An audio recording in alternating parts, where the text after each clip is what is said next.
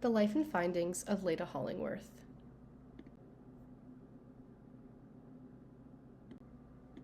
Leta Hollingworth was born as Leta Stetter near Chattanooga, Nebraska on May 25, 1886. She was born to Margaret Denley and John Stetter. She was the oldest of three girls, with two younger siblings named Ruth Eleanor and Margaret Carley. However, her mother died shortly after the birth of her third sister, after which her father sent her and her siblings to live with their maternal grandparents. Hollingworth was only 3 years old. When she was 12 years old, her father remarried, after which Hollingworth and her family relocated again, moving to Valentine, Nebraska. These years exposed Hollingworth to quite an unhappy household plagued with alcoholism. Her father was often away from home, and her stepmother harshly punished her stepchildren. Beyond the punishments due to her own actions, Hollingworth often took responsibility for the actions of her younger sisters, as she felt a responsibility to protect them. Hollingworth graduated in 1902 at the age of 16, moving out of her house directly after graduation. Hollingworth attended the University of Nebraska-Lincoln, studying literature and writing. She graduated at the age of 19 and began teaching at a high school in Nebraska. In 1908, she married Harry Hollingworth, moving to New York to start their life together. However, Hollingworth found that she could not teach at a high school in the city, as this was deemed unacceptable due to her marriage. She faced refusal to publish her writing despite being a skilled writer as well, due to her status as a married woman. Feeling discouraged, Hollingworth spent 2 years focusing on housework, wondering why women were not offered equal opportunity compared to men. In 1913, she returned to her schooling at Columbia University, achieving her master's degree while simultaneously working at a center for children with intellectual disabilities. At this center, administration instated mandatory exams for all employees, in which Hollingworth achieved the highest score. This gained status for Hollingworth. In 1916, Hollingworth earned her doctorate degree in education from Columbia University, studying under Edward Thorndike.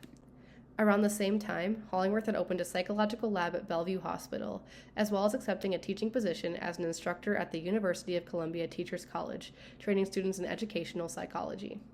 She stayed at this position at Columbia for the rest of her life, while still committing herself to at least 1 day a week in her lab at the hospital.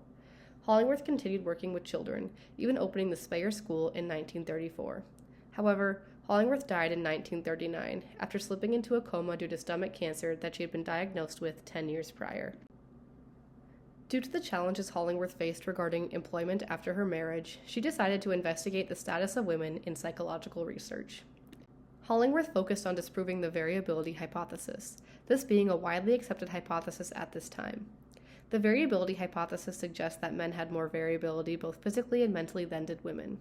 If this were true, women would be less likely to display high intelligence, as they would be expected to fall in the middle of the continuum compared to men. Due to variability being a measurable phenomenon, Hollingworth collected data at the mental institution at which she worked. At this institution, she found that men did receive a higher rate of diagnosis, but she noticed an interesting age effect. At this institution, women were recognized as needing intervention for the first time over the age of 30 3 times as often as men. Men, however, were recognized at a higher rate in their younger years. Hollingworth had an explanation for this. She believed that because women were often confined to tasks in the home, they had less opportunity for identification compared to men. She attributed this difference to a difference in opportunity rather than a difference in variability. Furthering her research on this topic, she collected data on the physical measurements, including the birth weight and length of infants. She found that boys are slightly bigger on average in both categories, but there was no difference in variability among the children. Through her research, Hollingworth offered an explanation beyond biological theories to explain the lack of female achievement in society. She encouraged the examination of social factors preventing women's success. While completing her doctoral dissertation, Hollingworth investigated an experimental study examining women's mental and motor abilities during the time of menstruation, this being referred to as functional periodicity. This study included 6 women and 2 men that completed daily tasks, including both motor and mental tasks, for 3 months. These tests included things like color naming, naming of opposites, or tapping tests. At the end of the 3-month period, Hollingworth found that there was no difference in performance of women at the time of their period. Hollingworth also focused her research on children. Specifically, she focused her research interests on gifted children. Hollingworth was concerned that gifted children were not receiving the proper education to maximize their skills. She advocated for early identification of gifted children, as she believed children who scored above a 140 on intelligence test waste half their time in a normal classroom and that children who score above a 170 on intelligence tests waste the entirety of their time in a normal classroom.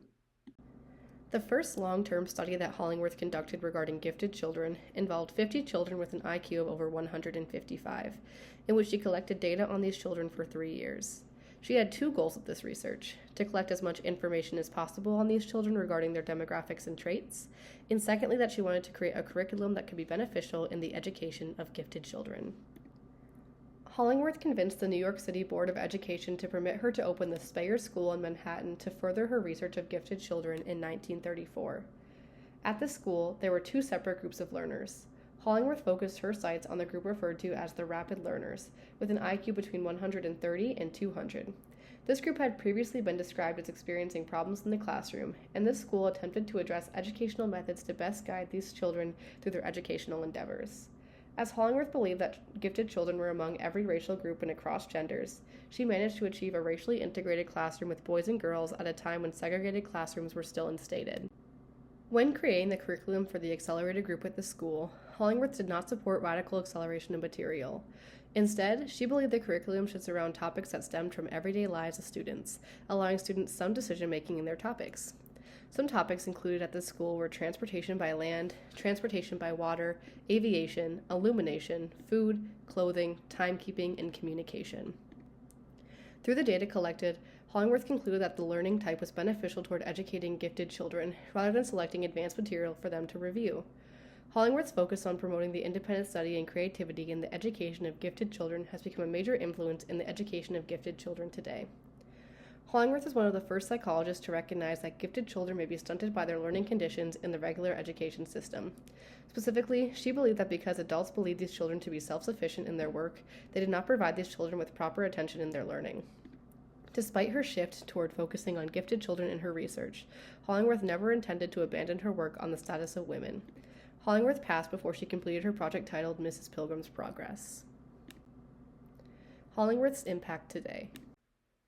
The ideas proposed by Leta Hollingworth in regard to giftedness in children are still being explored today. Specifically, the importance of early identification of children, as identified by Hollingworth, have been expanded upon in recent literature.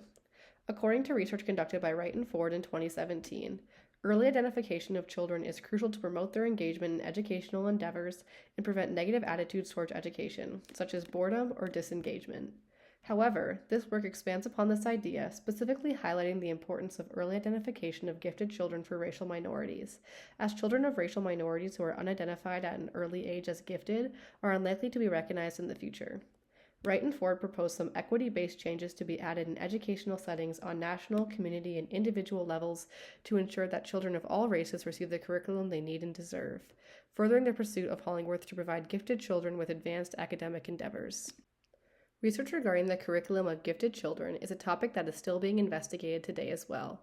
Van Tassel-Bosca in 2020 discussed how the curriculum for gifted children has developed and changed in the past years. Although this curriculum has changed from the curriculum that Hollingworth had promoted, such as letting children choose their topics of interest, schools today aim to create a curriculum that challenges all students to improve in their academics by promoting problem-solving and higher-level thinking. Some future directions for this curriculum include an emphasis on mindfulness, where students are encouraged to incorporate meditation techniques to prepare themselves for their daily work. The curriculum of gifted children is an ever-evolving since Leta Hollingworth's research on this topic. Research regarding the status of women has relevancy in the research endeavors of today as well. Although Hollingworth conducted research that provided evidence against the variability hypothesis in an attempt to question the long-held belief that men were intellectually superior to women, this gender stereotype is still being combated in research today. According to research conducted by Bien et al. In 2017, higher-level cognitive abilities are assumed to be present in men at a higher frequency than women, and children begin to endorse this stereotype around the age of 6, in which these stereotypes influence their interests at that time. Its assumption is believed to contribute to the career aspirations of women, where less women seek degrees in fields such as physics and mathematics. Although Hollingworth provided statistical evidence that boys and girls do not differ in their variability, and therefore it should not be assumed that men will fall on either end of the spectrum more than women, this stereotype still exists today. The topics investigated by Hollingworth have continued to develop, with research expanding upon these topics today. Hollingworth provided a valuable start in the research regarding the status of women and gifted children, but these topics remain relevant today over 100 years after Hollingworth began her research.